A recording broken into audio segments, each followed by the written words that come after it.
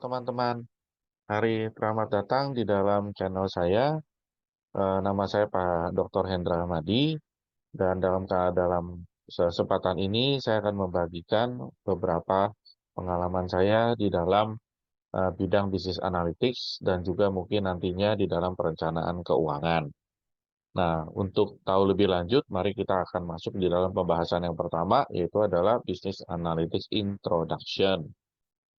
Ya, mari kita mulai dengan topik pertama, yaitu adalah Business Analytics Management.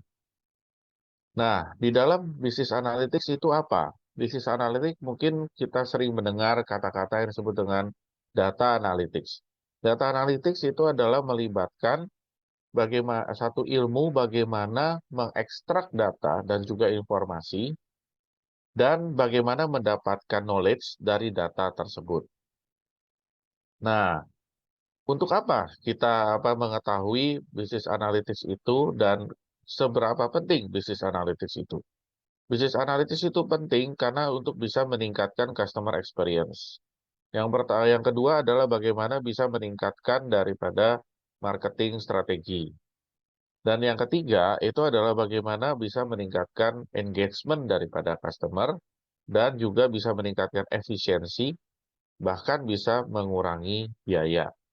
Nah, untuk itu bisnis analytics banyak digunakan sebagai solusi di dalam perusahaan, baik itu di bidang marketing, di bidang HRD, dan lain-lain, di dalam meningkatkan efektivitas dari pencapaian strategi perusahaan. Nah, untuk kita mengetahui lebih lanjut, bisnis analytics itu adalah merupakan penggabungan dari 3 bidang ilmu yang besar, yaitu statistik, computer science, sistem informasi, dan juga manajemen. Dan penerapannya banyak diterapkan di bidang marketing, human resource management, ekonomi, finance, dan juga health, sport, dan juga politik. Nah, untuk bisa mengetahui lebih lanjut, bisnis analytics itu dibagi menjadi 3 level. Yang pertama adalah bisnis intelligence, atau kita sebut adalah descriptive analysis. Kedua adalah predictive analysis.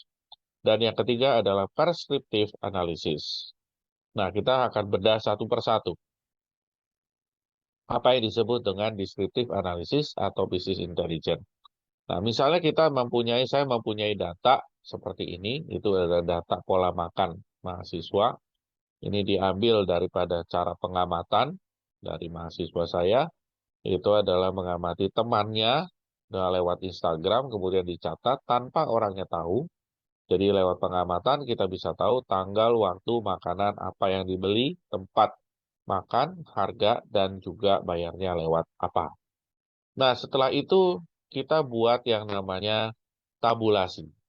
Kita buat tabulasi dan kita membuat yang namanya grafik, infografik, dan dari sini kita bisa dapat yang pertama adalah berdasarkan jam pesanan. Berdasarkan jam pesanan kita bisa tahu bahwa pagi-pagi jam 8 itu adalah banyak terjadi pesanan, tetapi akan menurun sampai jam 11, jam 12 naik lagi, kemudian jam 2, jam 3 udah mulai turun terus sampai jam 5, jam 6, dan kemudian naik lagi pada waktu jam 6 pada waktu makan malam.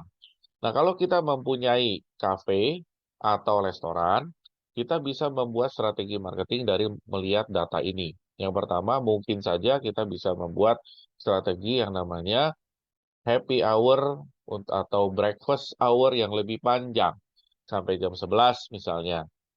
Atau yang kedua kita bisa buat yang namanya afternoon tea misalnya gitu. Nah, yang kedua, kalau berdasarkan cara pesan kita bisa lihat bahwa kalau bagi orang yang biasanya baru pertama kali usaha, seringkali banyak yang menganjurkan lewat Instagram saja. Padahal dari sini kita bisa lihat bahwa anak-anak muda masih suka take away. Kenapa? Karena dengan take away mereka bisa bertemu dengan temannya, bisa bercakap-cakap dengan temannya. Yang kedua yang paling banyak adalah GrabFood, ya. Jadi Instagram di posisi ketujuh. Jadi artinya adalah dari data ini kurang efektif kalau pertama kali kita menggunakan strategi menggunakan Instagram. Lebih baik menggunakan GrabFood, gitu ya. Oke, nah berikutnya kita lihat contoh untuk predictive analysis dan juga prescriptive analysis. Apa yang dimaksud dengan predictive analytics?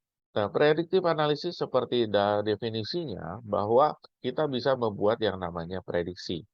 Ini contoh dari beberapa tulisan saya dalam jurnal. Yang pertama adalah predicting the health insurance premium by analyzing the customer feature important by random forest. Jadi di sini menceritakan bagaimana seorang agen penjual asuransi ingin memprediksi customer-customer mana yang akan membeli asuransi dengan premi berapa, gitu ya. Karena kan preminya berapa biasanya kita nggak tahu, dan kita menebak-nebak biasanya dari marketing. Dan dengan menggunakan random forest, kita bisa menggunakan yang namanya data historis, supaya bisa kita mempredik ke depan. Berikutnya yang kedua adalah karakteristik siswa-siswa SMA yang dalam memilih perguruan tinggi swasta di Indonesia dengan menggunakan logistic regression. Apa bedanya sama multiple regression? Kalau multiple regression kita melakukan estimasi namanya. Sedangkan kalau misal kita menggunakan logistic regression, itu ada decision yang kita masukkan di dalam tabel. Artinya misalnya kita masukkan bahwa berdasarkan data historis yang ada, dari karakteristik yang ada, kemudian siswa-siswi SMA akan ditanya, kalau Anda memilih perguruan tinggi, kira-kira perguruan tinggi apa yang pertama kali muncul di dalam pemikiran Anda? Nah, itu kita tulis, ya kan? Misalnya kita kasih contoh 3 perguruan tinggi utama yang mereka terpikir, misalnya kayak gitu ya. Kemudian kita kodekan yang nomor 1, nomor 2, dan nomor 3. Itu adalah decision yang kira-kira mereka akan ambil. Jadi berdasarkan data tersebut, kita bisa memprediksi untuk siswa-siswa SMA yang akan memilih perguruan tinggi berikutnya, gitu kan? Itu yang kedua. Dan apa bedanya sama prescriptive analysis? Prescriptive analysis ini adalah kita menggunakan predictive analysis juga, tetapi kita sudah menambahkan asumsi tertentu di dalamnya. Misalnya di dalam penelitian saya berikut ini. Yang pertama adalah predictive from determine the candidate manager in faculty with marketing capability user random forest. Jadi dari sini penelitian ini berbicara tentang bagaimana kita bisa memilih seorang manajer yang baru ya, gitu. Berdasarkan karakteristik dari manajer-manajer kita yang sudah terbukti bagus di perusahaan kita. Karena kita tahu bahwa kalau misalnya manajer itu pindah, belum tentu di perusahaan yang lama bagus, di tempat kita bagus, gitu kan. Tetapi dengan kita menggunakan data dari manajer yang sudah bagus di tempat kita, kita bisa memprediksi dan bisa memilih daripada calon manajer yang akan masuk ke tempat kita. Yang akan memilih bukan kita, tetapi yang memberikan suggestion itu adalah mesin learning. Itu yang disebut dengan prescriptive analysis. Ya. Kemudian berikutnya adalah dari sini kenapa kita sekarang ini memerlukan yang namanya business analytics? Karena kita mau nggak mau kita berhadapan dengan data yang banyak, yang sangat melimpah, dan kalau tidak kita gunakan, itu akan mubazir, yang disebut dengan big data. Dan data itu bisa kita gunakan untuk mengambil keputusan.